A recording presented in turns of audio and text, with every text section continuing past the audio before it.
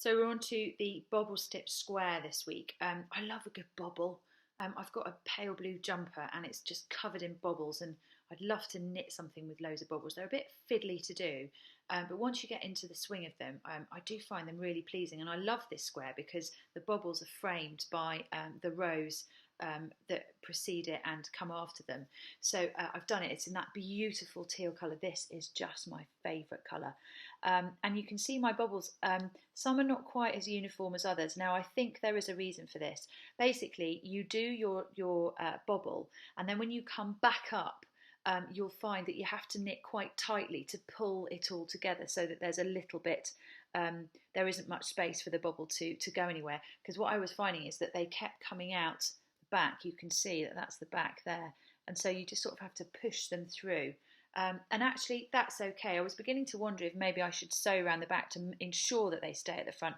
But it doesn't really matter. I mean, even if it's sort of sticking out the back, which that one now is, it still doesn't look too bad. There's still a definition there that isn't in the rest of the row. So I love this. I love, love, love it. It would be great as a little jumper. In fact, I think I might, I don't know if I've got the guts to actually knit a jumper without any kind of pattern. But if someone has any ideas on where to get a bobble jumper pattern like that, I am all ears.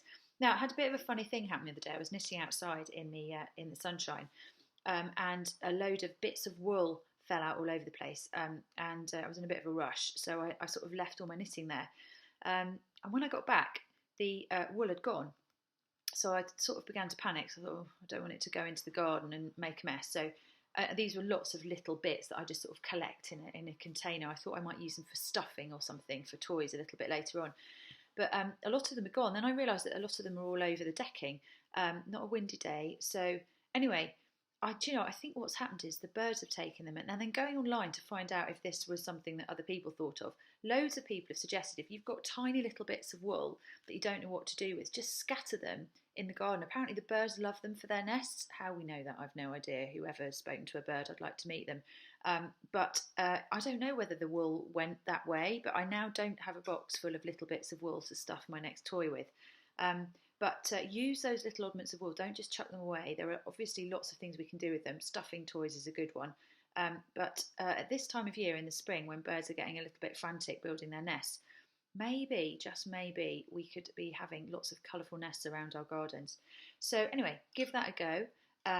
This is a great square to knit. It's really fun. I loved doing these bobbles. So much fun. So good luck. Have fun.